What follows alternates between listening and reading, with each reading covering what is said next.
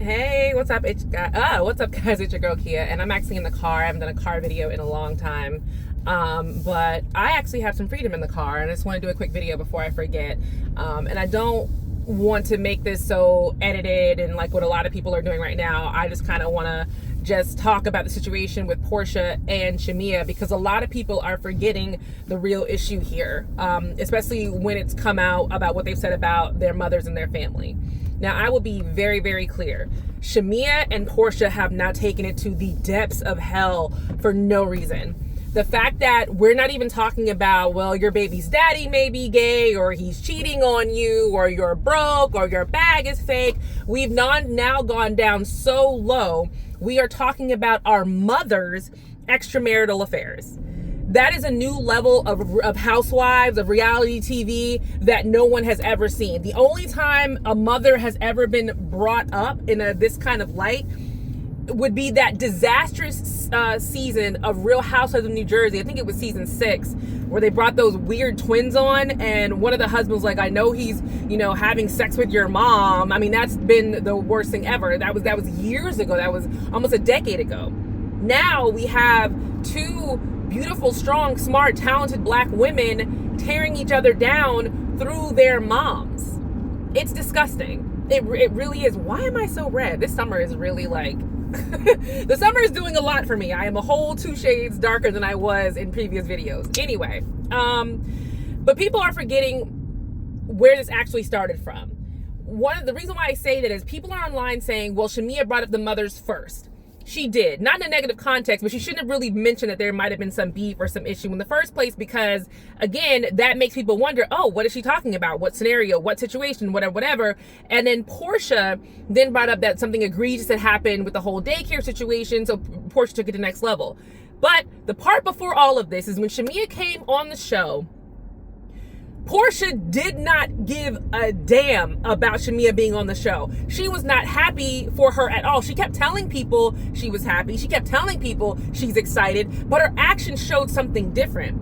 And I think Shamea started feeling that, and then it got more awkward and more uncomfortable with Shamea kind of begging Porsha for like, well, why are you doing this? Like, what's going on? And Porsha kind of being like, well, what are you talking about? I don't know what you're talking about. What do you mean? Example number 1, when Shamea had the big birthday party, I think it was episode 1, because they kind of wanted to have Shamea anchor the show, because Shamea is married and Shamea is extremely wealthy, and not wealthy on some, her husband's got side hustles or he's an entertainer. He's a legitimate businessman, has been a legitimate businessman in Atlanta. He is not like the other husbands we've seen on the show who kind of want to be on the show. He's just a really wealthy man who loves his wife and loves his family. She's beautiful. They have 2 beautiful girls. One of their children is special needs. She's on a surrogacy journey. She honestly checks all the boxes for a housewife, so they wanted to anchor her on the show. I don't think Porsha liked that, because she's a vet. Even though she's been gone for a while, she is a vet, and she was coming back. She originally was going to come back as a wife, but then, she got the divorce from Simon. I don't think Porsha liked the fact that that is a place that they wanted to put Shamea. So when she had the big birthday and her husband gifted her with that Bentley, Porsha wasn't there yet. Porsha arrives as the spotlight's on Shamea and she's getting the Bentley. So Porsha arrives, cameras in tow, which of course that attracts all the attention to Porsha. And now she's making comments about the Bentley, trying to act like, oh my God, I'm so sorry I'm late. I didn't mean to be late. You absolutely meant to be late, because you know how production works. You also know this is a party for your friend. If my best friend is having a birthday party, I am there early. Or at minimum, I'm only there 15 minutes late so I don't miss any big event or any big speech or the food. Yes, I'm not gonna miss the food. I'm not gonna show up an hour later during the gift presentation. And if I saw that happening, I would kind of take a step back and be like, no, let's just go in after the big moment or whatever. The second time that Porsha shaded Shamea and is acting so oblivious to the shade is when Shamea put that song out, Never Had, and she plays it for all the girls at dinner at the bank. And she's playing the song. The song is super cute. It's a bop. And Porsha is making snide comments like, that's not you. That's Drew's voice singing. That's not you. You don't think I know my best friend's voice? That's not you. And Shamea is like, will you please stop? And everybody in their confessionals are all saying the same thing. Like, why is she acting like this? Like, what's going on? Why is she doing this? And if you go back and watch last season, there are these little tiny shady remarks that Porsha keeps doing to Shamea and keeps brushing it off like, oh, Shamea's just being sensitive, or Shamea's not sure, or Shamea's just insecure. And it was all these excuses about Shamea's behavior or how her reaction to the behavior, rather than Porsha, why are you doing this? You know? And let's not act like, and everybody, and again, in this whole situation of them going after each other's moms, we're all acting like Porsha is this pillar of truth. She is not a pillar of truth. She's probably one of the most shadiest, conniving housewives when you actually think about it. We all just brush it off because Porsha acts kind of dumb and kind of ditzy, and she's not sure, and, you know, the whole Underground Railroad thing, and, you know, 165 days a year or 180 days a year, all that stuff, everybody brushes her off. And because of the way she looks like her main goal in life is to marry rich, and that's it. Which it probably is her main goal in life, but whatever. But people keep putting past the stuff that she's done. Look at what happened with the Candy situation, which everybody should always bring up, because that was something that was done that was egregious.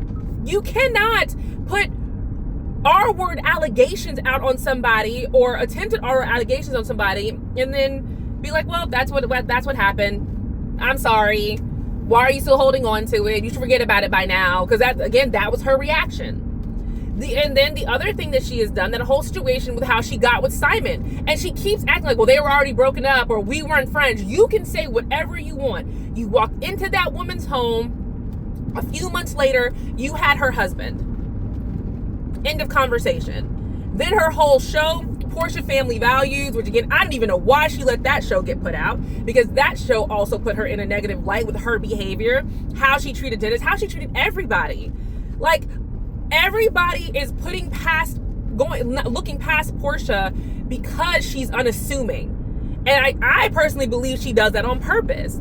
Now, do I believe the stories and accusations both of these women threw at each other about their mothers? Yes, I do. I believe both women. I believe both of these things happened because these are lies that you just don't make up about somebody's mama. Like that, I had fallen out with friends, and never in a million years would I ever go, well, your mother has slept with so-and-so, or your mother had sex with, or your mother, you know, dated so-and-so, or flirted with my dad, or whatever. I have never even had that inkling. So for these girls to have these stories, I absolutely think both of these women, maybe not to the full extent of what these girls or these women are saying, but their mothers have done something shady, and it has come out now. And both of their mothers should be very upset, and both should be embarrassed. Not only that these accusations are out, but that their daughters' friendships have dissolved to accusations. I don't think they're baseless accusations, but they're definitely accusations that should not have come out for the world to hear or see. Porsha's still going, saying there's more accusations about Shamea. Shamea has slept with some people and all this kind of stuff, and I don't know if I believe that. I believe that sex is Porsha's go-to for everybody when she's upset. I mean, what she said about Kelly, what she's saying about Shamea, I think it's just her go-to, that you slept with so-and-so and you slept with this person. It's an easy read, because nobody is going to come out and say, yes, I slept with this person, so there's no way to disprove it. You just always have that kind of flag hanging over your head of you possibly slept with so-and-so. So I don't like where this is going, and they've already had the reunion. I don't know how bad or how good the reunion went. I feel like Shamea, from what I've heard, Shamea sounds like she buckled under the pressure and just spent a lot of the time crying. And I get it. You've lost your best friend. You have these women attacking you. And I'm not saying all the women are attacking her. What I'm saying is, like Angela's accusations, which was such a bold-faced lie. She probably just felt out on a limb by herself. I'm assuming. I haven't seen the reunion, but the stories are definitely that Shamea spent most of the reunion crying, and I think that is because she was all alone. So those are my thoughts. I'm not going to do some full video about it. I just wanted to get my thoughts in about, you know, Shamea and Porsha. Their friendship is not repairable. Once you go after each other's mothers, there is no repair. There's nothing else you can say. I wouldn't talk to nobody ever again that talked about my mother like that, or put my mother's business out in the streets. Because grown folk business from back in the day is different from our business right now. That back in the day business where they would do shady stuff like that and stay with their husbands or stay with their spouses, that's what they did back in the day. I'm not going to put Never mind. I'm not going to say it because that's what they did back in the day. So listen, drop that in my comments. Let me know your thoughts, and I will see you guys in the next video. Like and subscribe to my channel for more videos, and next time I won't be in my car. Bye, guys.